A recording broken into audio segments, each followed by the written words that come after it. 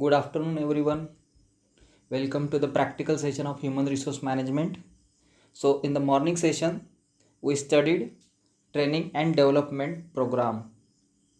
So, in the concept of training and development program, we studied what is the meaning of training and development, what are the main objectives of training and development, what should be the outcome of any training and development program, and the different methods, that is on the job methods, off the job methods, and many others methods that we studied in the morning session.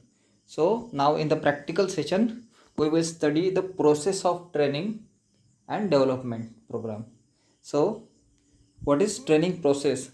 Training process comprises of a series of steps that needs to be followed systematically to have an efficient training program.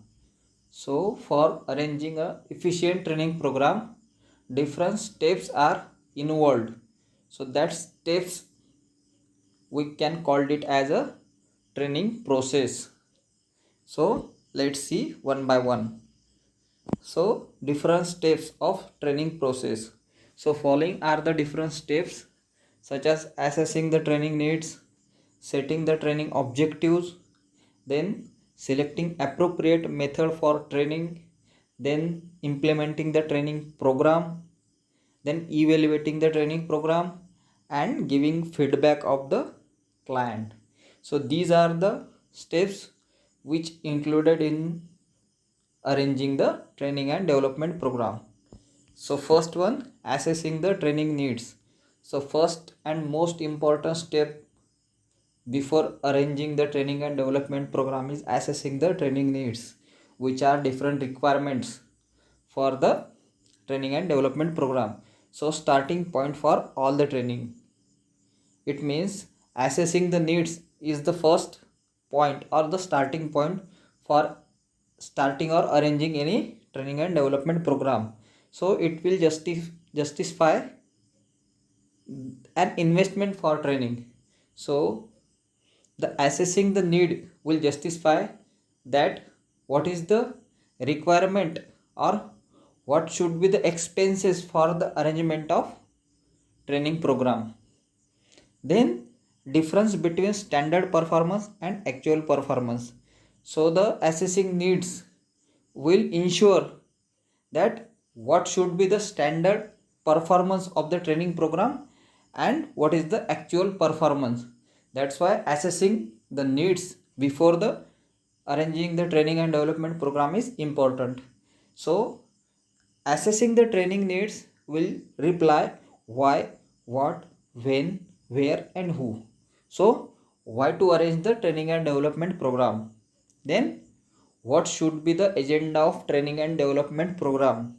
Then when the training and development program should be held, or where the program should be held, and who's going to be the trainee or the trainers of the training and development program. So these all are requirements of the training and development program which are assessed in the first step. Then the next step is setting the training objectives. So why we are arranging this training? So this is also an important factor. So the crucial task is to determine the objective of training. So determining the objective, why the organization is going to arrange this training and development program. Then the basic objective of training is to bring a proper match between a man and the job. Consider if an employee is a newcomer in the organization, and for him or her the organization is arranging a training program, then that employee will get matched with his job or his responsibility. So training and development program will make him more job specific.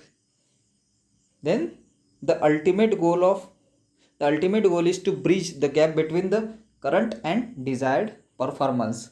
So whoever employees are going to attend the training and development program, so the existing employee as well as new employees. So the ultimate objective of the training and development program should be to fill the gap between the current and desired performance. What is desired to the organization and what is current performance of the employee. So to enhance the skills, attitude and the knowledge of the employee, the training and development program is arranged. So this is setting objectives. Then the next step is selecting appropriate method for training. As we already studied, there are different methods of the training program: on the job training, off the job training, conferences, lectures. There are many methods, out of which is suitable for arranging the training and development program is decided in this step. So after the assessment of training needs and selection objectives, a suitable training method should be or is to be identified. Then this training method will help us to achieve a desired objective. Whatever objective we decided in the last step, that objective, for the fulfilling of that objective, we need to select an appropriate method of training. So there are number of training methods available, but their suitability is just as per the need of organization. So as per the need of organization, the training method is, if the organization don't have a specific time for arrangement of program, then organization will arrange on the job training program, in which the employee will get training by his superior or supervisor on the job while doing his job at his place. Or off the job training means the training and development program is arranged systematically in some other place. So selecting appropriate method, which is appropriate, it is selected by the organization. Then the next step is implementation of the training program. As the organization is spending lot of money on the training and development program, so it is most important to implement the training and development program in a proper way. So after selection of an appropriate method, the actual functioning take place. After selecting the proper method, the implementation is most important task in the training and development process or program. So under this step, the prepared plans are implemented to get the desired output. Means in this step, the training and development program is actually carried out. So implementation is done in this step. So after implementation or after the training and development program, the next step is evaluate the training program. So in the evaluation stage, after all the efforts made by the organization and the organizers, it is the time to check either it is useful or not. So every training program is evaluated whether it is useful for the employee or not, whether that training and development program is productive or not. It is evaluated in this step. So for this purpose, we conduct an evaluation. Then evaluation will tell us the worth and the value of training program.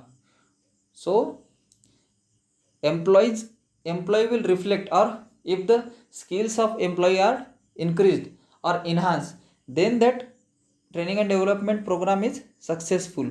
Or if the skills and attitude of the employee or trainee is not changed after the training program, then we can say the training and development program is not successful.